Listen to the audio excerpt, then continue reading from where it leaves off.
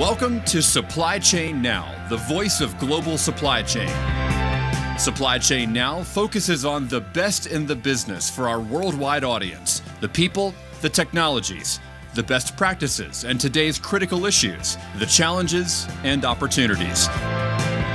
Stay tuned to hear from those making global business happen right here on Supply Chain Now. Hey, good morning, good afternoon, good evening, wherever you are. Scott Luton here with you at Supply Chain Now. Welcome to today's episode. Now, we've got an outstanding episode today. We're going to be talking with an industry dynamo and business leader that is an expert when it comes to digital transformation, cybersecurity, and a whole lot more. And our guest might just love the manufacturing industry as much as I do. So with that said, I want to welcome in my friend Helen Yu, CEO at Tigon Advisory Corporation. Helen, how you doing? Hi, Scott. I'm doing fantastic. Thank you for having me here today. How are you doing? I'm doing great. You know, we have long admired you and what you've done from afar. I think we've had the opportunity to collaborate on a couple of projects with some leading technology platforms out there. But I love your perspective and expertise, and I can't wait to share it with our global SCN fam, as we call it around here. Thank you, Scott. Likewise, I really admire your work as well. Well, so I appreciate that. I want to dive in, Helen, on the front end. I usually like to kind of get to know our guests a little bit better, especially folks that may not have had the opportunity to engage with you and check out all of your content and thought leadership out there. So let's start with this. Tell us, what part of the world did you grow up in, Helen? Well, there are two parts of my childhood. Very early on, I grew up in Tianjin. So that's a city 75 miles southeast of Beijing. That's the capital of China. And then I moved to Beijing as soon as I started elementary school. But I actually grew up among 8 other boys, right? My cousins and my brother. And I was raised, I was the youngest and only girl. And it was a tremendous experience. So professionally, I actually grew up in the tech world. Okay. Well, so tell us back to that, being the youngest and the only female and having 8 brothers. I bet you beat up on them. Is that how that worked, Helen? Well, I learned how to survive. Let's put it that way. Wonderful. Well, let me ask you, because we're about to go kind of how the tech world kind of shaped your journey. But they're growing up in those 2 wonderful Chinese cities, the second one being Beijing. What activities as a kid did you really enjoy, whether it's a game or what y'all did together, you and your brothers and cousins? What was a big part of your childhood? Well, being raised by my grandmother, the most enjoyable moments were the time we had to make our own toys, right? At the time, we were not really wealthy, so we have to make everything. For example, making paper airplanes or, playing with kites or making, using the piece of wood to make things out of it, like little toy. We didn't have Legos at the time, unfortunately, but we were all very hands-on, chasing each other and running around. As a matter of fact, I run really fast. And they had to put me in the groups with boys because of the way I grew up, because I run away all the time growing up. Yes. And then the second part of my favorite part was to listening to story. Every evening, my grandmother, we all, sleep on a same big wooden bed, and then I would curl up to my grandmother, and she would tell one story every single night. And there always what's the moral of the story? I was always the one who listened the best, right? I was able to listen to it and translate that into something meaningful for me. So to this date, I still remember all the stories she really shared when I was growing up. That's such a special time.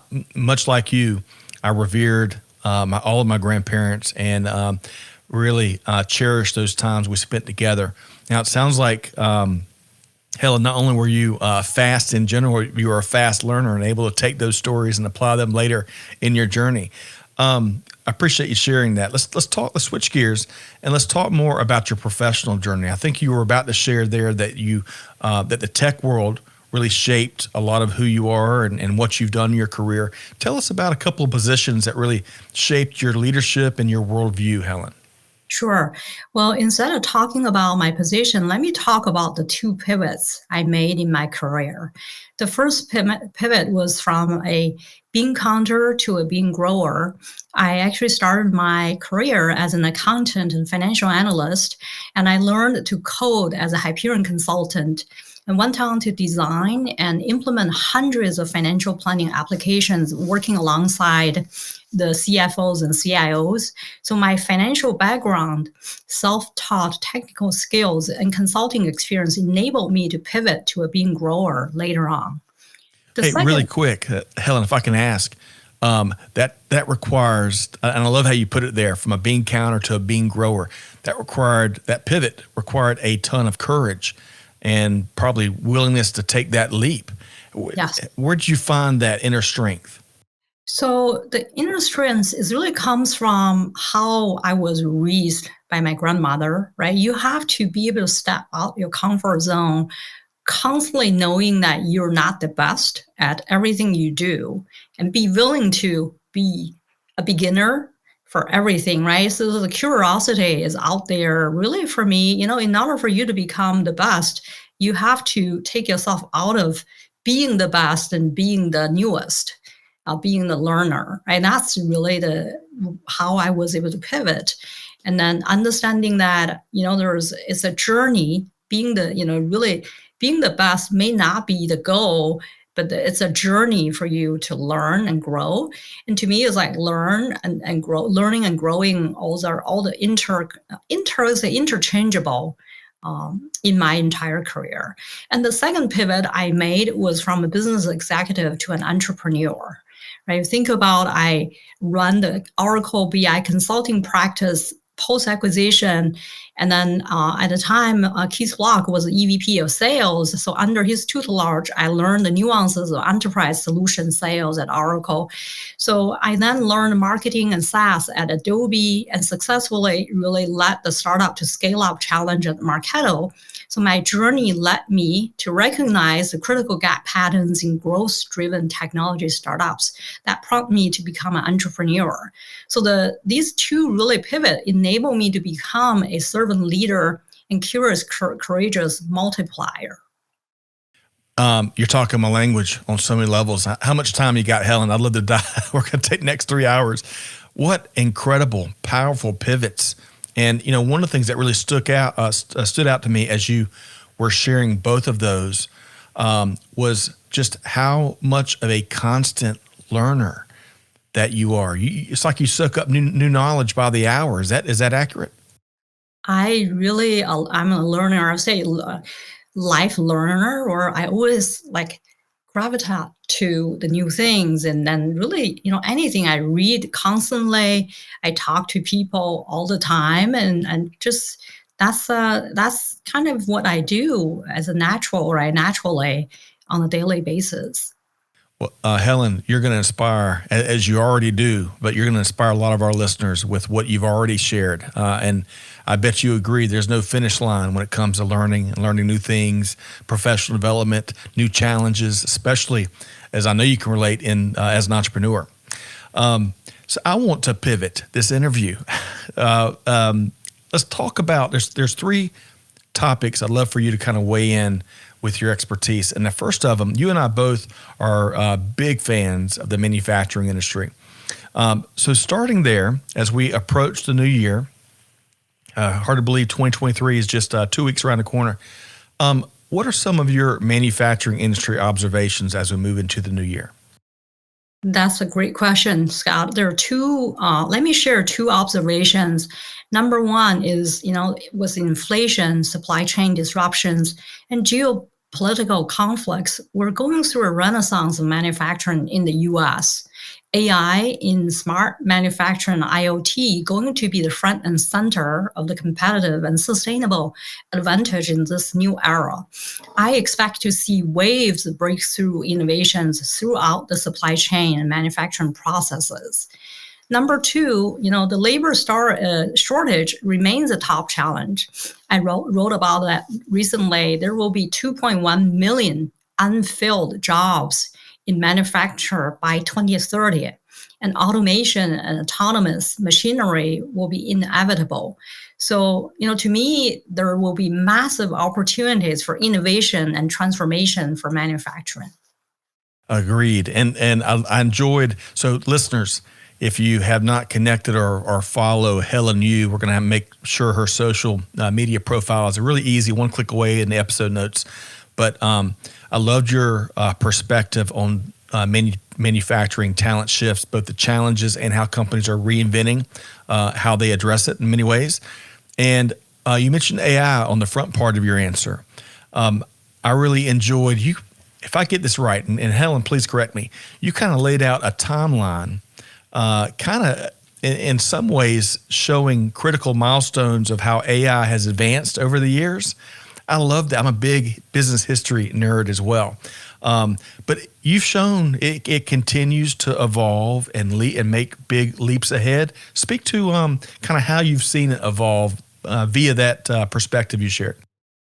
Well, I actually started deploying AI since 5 years ago, right, at the biggest global banks. And I happened to start working with this AI company as a conversational AI company. So really getting my hands on AI taught me to really understand, right? When it comes to AI, we all know data is so critical.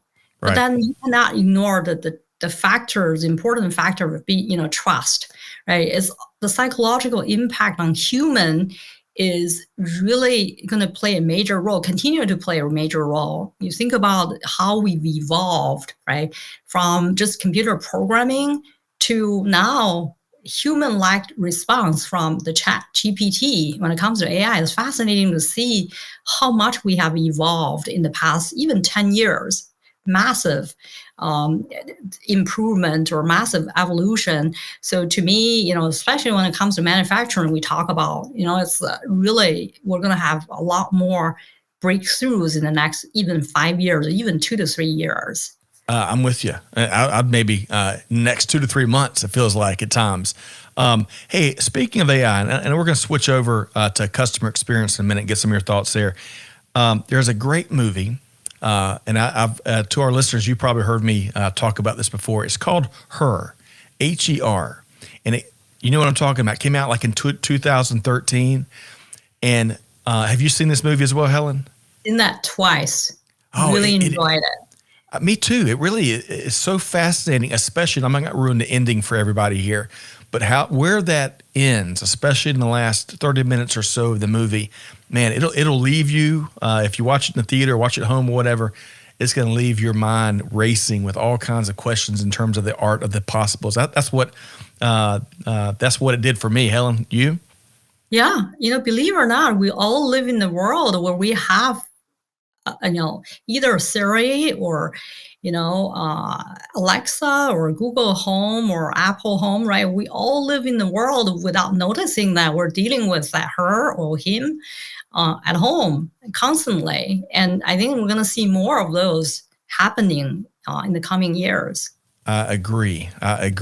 All right. So I got to leave. There's 1,000 questions I'd love to pose to you about AI, but for the sake of time, I move into one of the other things that you're a big fan of and an expert thought leader around, customer experience, right? It's really interesting how the formal practice of CX has really, business leaders are looking for it everywhere, and how-to guides of how to really elevate the whole customer experience. So what do you, any thoughts about how you see this customer experience space evolve? Well, having been a C-suite executive in customer experience over the years, I'm really passionate about this topic. That being said, there has been quite a bit of misconception when it comes to customer experience. So let's first get aligned on what exactly it is. Customer experience to me is not a responsibility of a single department. It is a culture of accountability that requires vision, leadership, and investment in a company-wide competency, right? And for companies to master customer experience, they have to build overarching competency. And also B2B customer experience can be very complex. It is important to understand your customers. What that means is that you have to know what is their perceived value on your product and services. Why did they invest in you in the first place? And then you got to have an active listening path to constantly understand what they're talking about you when you're not in the room, right? And then also, providing that consistent, reliable experience is much more appreciated than something, out of the blue surprise, right? And then I also learned that customer loyalty is really fragile. And the brand's employee experience will have a direct impact on their brand reputation and the correlation on that on the customer loyalty, right? Some of the recent events you can tell already, people decide to leave you if your employees are not being treated fairly. And because people have a choice or companies have a choice to decide who they want to work with. So that shared value between you and your target customers or brands are super important for you to understand. We could talk about this for hours. I love how you started with talking about how it's not a single individual's responsibility. It's all the team members in terms of optimizing and protecting the customer experience.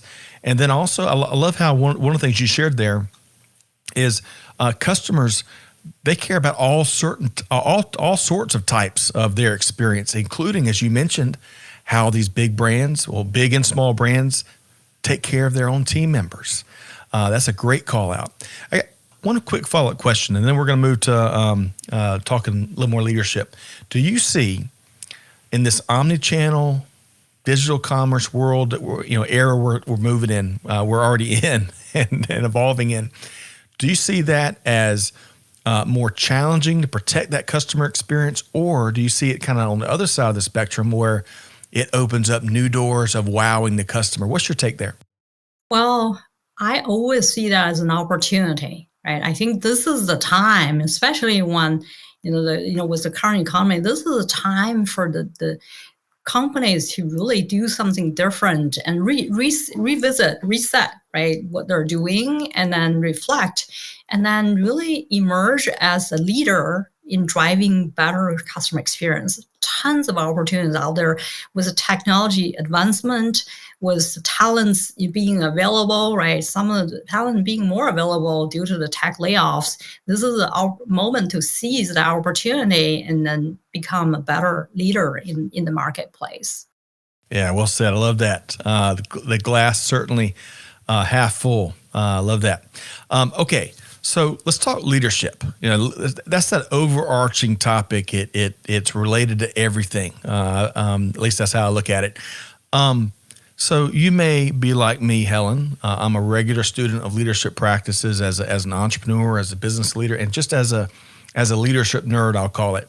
So if you were speaking to let's call it thousands of college students or high school students that are about to graduate and enter the world, and they want to do big things like you've done, Helen, and of course that requires great leadership skills. What's a couple of critical leadership practices that you would share with them? So I would share three things.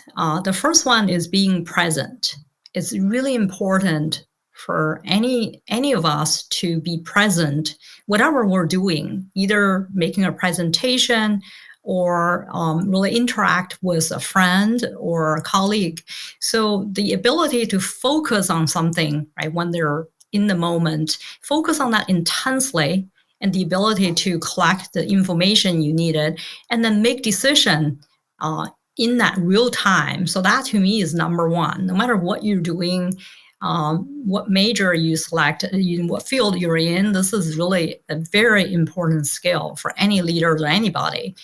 Number two is the ability to think out of the box, right? You think about, we all have, sometimes we're inundated with, I would say, seeing the forest, not only to be in the trees, but also step out of the trees to see the forest. The ability to do that is really help you to see the bigger picture rather than just focus on all the things, that bothers you. And to me, it's like, forget about the to-do list, think about the to-be list, right? What you want to be.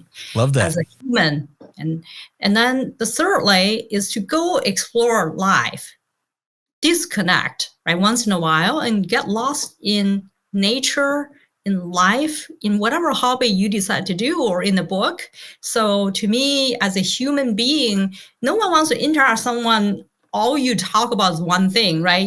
People want to interact with someone who is interesting, who has more breadth of experience, and then they can learn from. Think about it. Like, for example, when I work with companies, I do a lot of research. I get to know what what perceived value. And then if they like horse, I'm going to go learn about horse riding, right? I mean, you have to really understand the humans. At the end of the day, the interaction is about the human interaction and what matters to Scott, for example, right?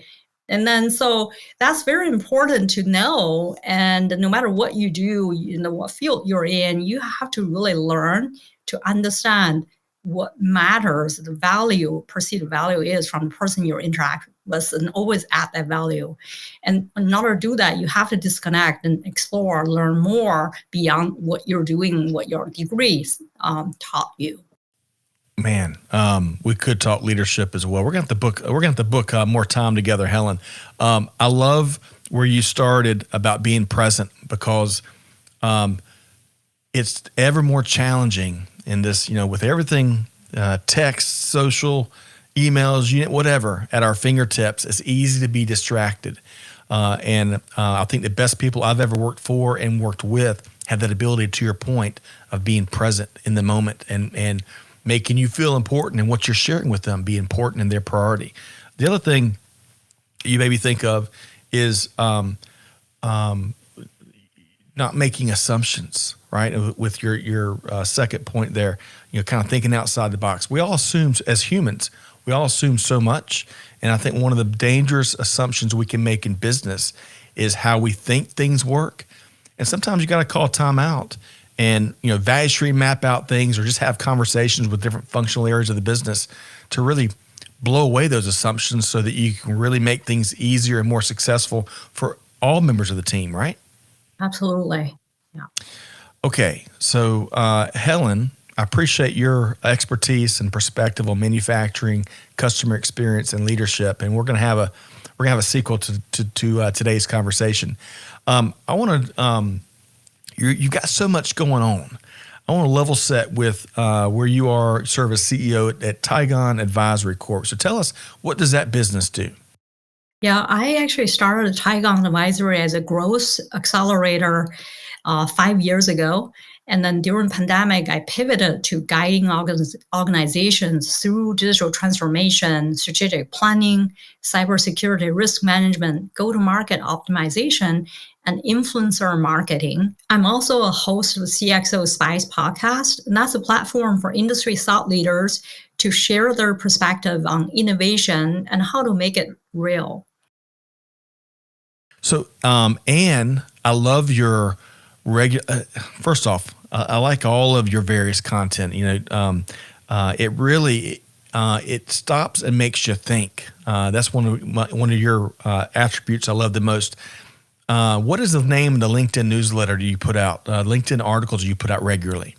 Yeah, it's called CXO News, CXO Spice newsletter. The reason I name it CXO Spice, because the target audience is CXO. They're the decision makers. Spice has a meaning, right? That name is inspired by Iron Man, my favorite Marvel. So S is really the scenario or scope of the discussion. And then P stands for point of view. And then I is really represents innovation. C is for CXO, and then E is execution, to how you make it happen in real world. I love that. I never knew it was an acronym. I thought it was about the spicy nature of the conversations and the hot takes. So we love our acronyms around here in the world of supply chain. All right, so folks got to check that out. Check out the podcast. And then the other thing I want to suggest to people, because I've got 2 copies of your book on the way to me now. And your book was entitled Ascend Your Startup, Conquer the 5 Disconnects to Accelerate Growth. And it's been really well received. It has won awards at the New York Book Festival. It's been a Wall Street Journal bestseller even, and I'm probably even leaving some out. So clearly it's resonated with the market. Tell us, Helen, what was your why of writing this book? Well, the why behind ascending Mount Everest base camp was to keep a sacred promise to my grandmother, and that was leave her ashes on a tall mountain. I was raised by grandmother, and before she passed away, she said 3 things to me: stay special, make the world proud, and spread my ashes to a tall mountain. So grandmother was my world, right? She always give and never ask anything from others. So writing this book is to honor the grit and resilience grandma taught growing up, and honor the great resilience it takes to scale a startup. And to honor her wishes and to share her love for others by helping others through all the different ways, your book, your podcast, all of your content, your advisory services that you do. I bet she is extremely proud. And you know what, Helen? The way I look at it is we're all just getting started, right? We're all just getting started. There's so much more to come. All right. So folks, if you want to, so Helen, folks want to connect with you. Maybe they want to work with you, collaborate with you, have you come in as a keynote. I know you do a lot of keynoting, a lot of different content. What's the easiest way for folks to connect with you? Well, thank you, Scott. I mean, they can always find me through LinkedIn. As we mentioned earlier, I publish weekly CXO Spice newsletter on LinkedIn. They can also find me on Twitter. My handler is YU, Helen YU. And then I also have a CXO Spice YouTube channel. They can, Google CXO Spice Helen Yu. It will pop up. I also have my personal website, tigonadvisory.com.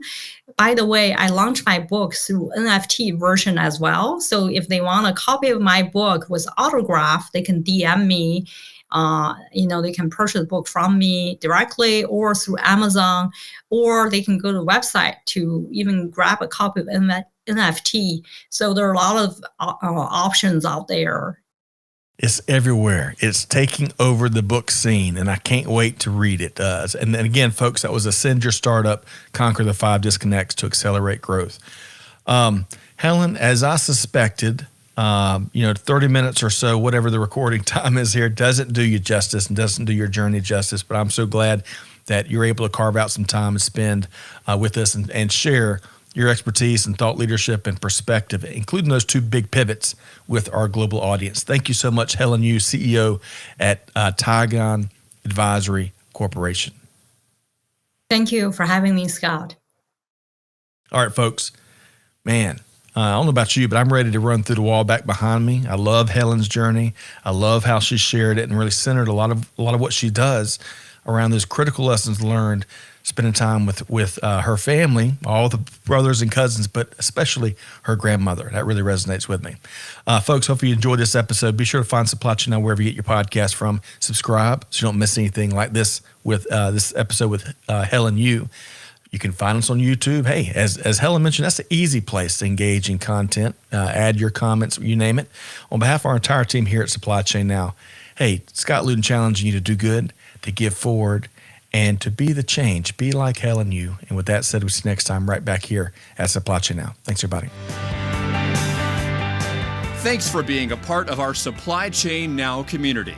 Check out all of our programming at supplychainnow.com and make sure you subscribe to Supply Chain Now anywhere you listen to podcasts. And follow us on Facebook, LinkedIn, Twitter, and Instagram.